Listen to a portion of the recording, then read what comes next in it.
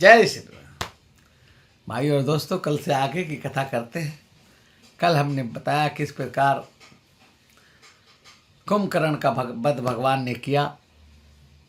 रावण बहुत दुखी हुआ। अगले दिन के युद्ध में पहले रावण ने अकंपन अतिकाय नाम के अपने बड़े बड़े महायोद्धाओं को भेजा। भगवान ने उनका संहार किया। उसके बाद लड़ाई चलती रही और लड़ाई के मध्याह्न के बाद वहाँ पर मेघनाथ आता है। जब उन दोनों मर जाते अतिकाय कंपन, तो मेघनाथ आता है और मेघनाथ बड़ा मायावी युद्ध करता है। अंत में वो नागपाश का अनुसंधान करता है और राम और लक्ष्मण के ऊपर छोड़ देता है। अब दोनों भाई नागपाश में राम जी और लक्ष्मण जी बंद कर युद्ध के मैदान में गिर जाते हैं। सारे बानर भालू विलाप करने लगते हैं, ये क्या हो गया, हमारे प्रभु नागपाश में बंद गए हैं। सारे देवता भी चिंतित हो जाते हैं और उधर मेघनाथ चला जाता है। वो सोचता है कि नागपाश में मैंने मान दिया है, अब ये सांपों के बंधे हुए हैं और ये बंधे बंधे अपना दम तोड़ देंगे। उधर हनुमान जी बड़े चिंतित हैं। हनुमान जी विचार कर रहे हैं कि मैं क्या करूं। तभी वहां नारद जी आ जाते हैं और नारद जी नारायण करके आते हैं, राम जी को प्रणाम करते हैं और राम जी लक्ष्मण जी तो मूर्छित हुए हुए हैं। अब भगवान तो लीला कर रहे हैं। नारद जी हनुमान जी से कहते हैं, हनुमान जी आप इसी समय स्वर्ग लोक वैकुंठ लोक जाइए और गरुड़ को लेकर आइए। हनुमान जी जाते हैं और गरुड़ को लेकर आते हैं।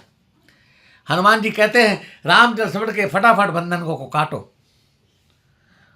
अब गरुड़ जी देखते हैं। हनुमान जी कहते हैं, ये आपके स्वामी हैं। गरुड़ जी नागपाश को काटते हैं।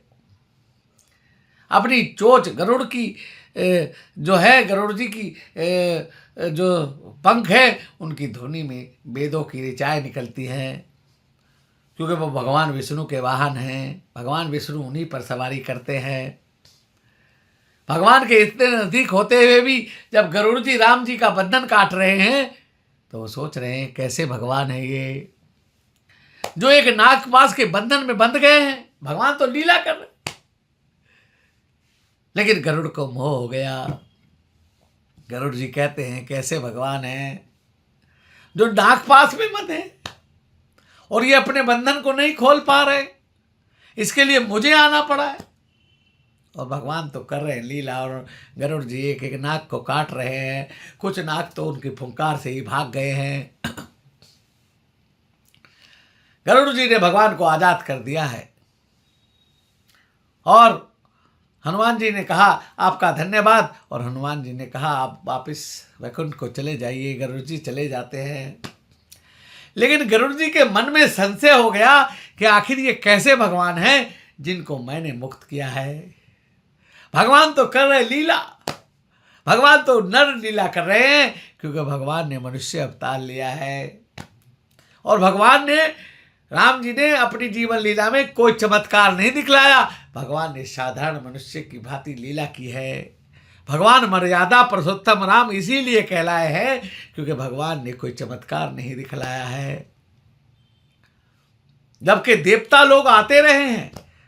अब रावण से युद्ध के लिए इंद्र ने रथ भेजा, ये क्या कम बात है? कोई साधारण मनुष्य के लिए रथ आएगा क्या? और गरुड़ जी आ गए, वैकुंठ धाम से ले आए हनुमान जी, ये कोई साधारण बात है? गरुड़ जी ने उनके बंधनों को काटा है। अब गरुड़ जी चले गए हैं। भगवान राम और लक्ष्मण उठकर बैठ गए और रामा दल में खुशी की लहर दौड़ गई है। भगवान अपनी डेरे में आकर विश्राम करते हैं। अब हम गरुड़ जी की बात करते हैं। गरुड़ जी जब से बंधन काट के आए, उनका मोह हो गया है। वो ब्रह्मा जी के पास गए हैं। ब्रह्मा जी से बोले कि ब्रह्मा जी, जब से मैंने राम जी के बंधन काट के आया हूँ मेरे मन में संशय है, बड़ा मेरे मन में विचलित होता रहता है। मैं सोचता हूँ ये कैसे भगवान हैं जिनका बंधन को मैंने काटा है। वो साधारण जीव की भांति वो सांप में लिपटे हुए रणभूमि में पड़े थे। अम्मा जी कहते हैं जिस प्रभु की माया ने मेरे को भी कई बार नचाया है, तुम पे भी वही माया हावी हो गई है कि इसका उपाय क्या है कि मैं इस मोह से बाहर निकलूँ, मैं इस दुविधा से बाहर निकलूँ, इस चिंता से बाहर निकलूँ, इन मन के संशय से बाहर निकलूँ। कहने लगे भाई आप देखो राम जी के स्पेशलिस्ट हैं शंकर जी, वो रोज रात दिन राम राम जपते हैं, आप उनके पास जाइए। अब गरुड़ जी शंकर जी के पास जाते हैं, शंकर जी उन्हें रास्ते में ही मिल जाते हैं। शंकर जी से पूछते हैं कि इस तरह मैं दुविधा में हूँ, जब से मैंने राम जी के बंधन काटे हैं मेरे मन में बड़ा प्रश्न उठ रहे हैं, बड़ा सवाल उठ रहे हैं, मैं शंका में हूँ।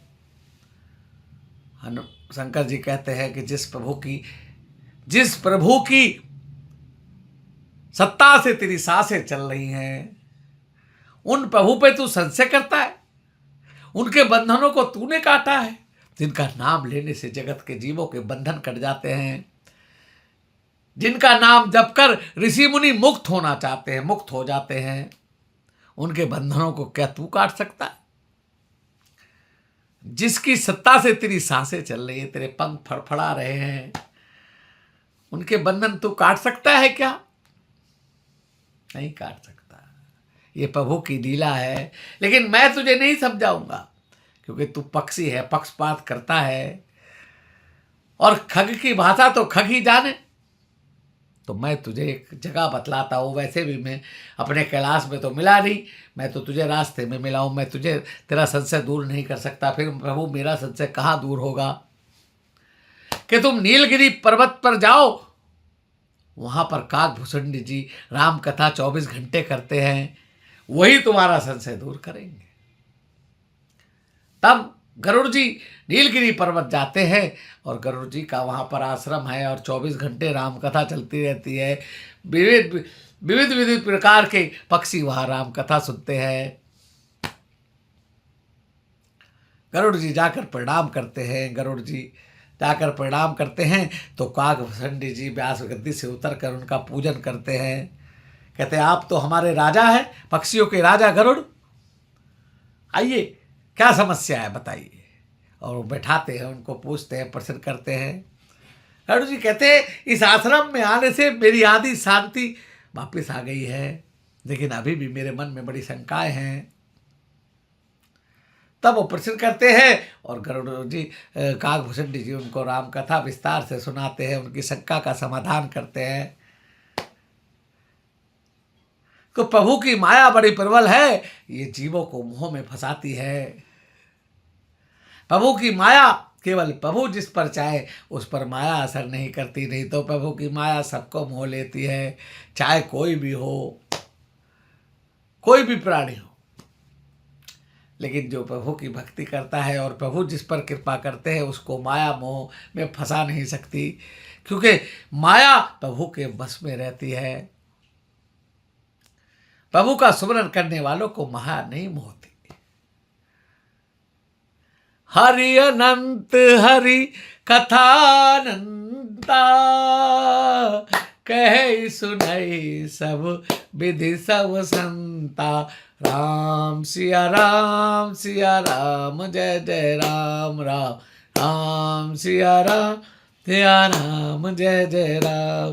होई है वही जो राम रचि राखा, को करी सरिस बड़ा पैसाखा। राम से। तो भाई और दोस्तों, आज की कथा को यही विराम देते हैं। अभी ये लंका कांड चल रहा है और राम रावण का युद्ध चल रहा है। इसमें कल के युद्ध में क्या होता है ये कल बताएंगे। आज भगवान राम अपने डेरे में विश्राम कर रहे हैं, क्योंकि युद्ध का नियम था कि सूर्य उदय के बाद युद्ध शुरू होता और सूर्य अस्त होते ही युद्ध बंद हो जाता था। फिर उन घायल सैनिकों के उपचार होते थे। इसी के साथ आज की कथा को यही विराम देते हैं। हमारी कथा अच्छी लगे तो हमारे चैनल को लाइक सब्सक्राइब करें। हमारे चैनल का नाम यूट्यूब पे भी सर्च कर सकते हैं @राम के संग AK गुप्ता, और यूट्यूब पर हमारे चैनल को सर्च करें और हमारी अच्छी अच्छी वीडियो देखें। सारी राम जी के बारे में और धार्मिक वीडियो है। जय श्री राम।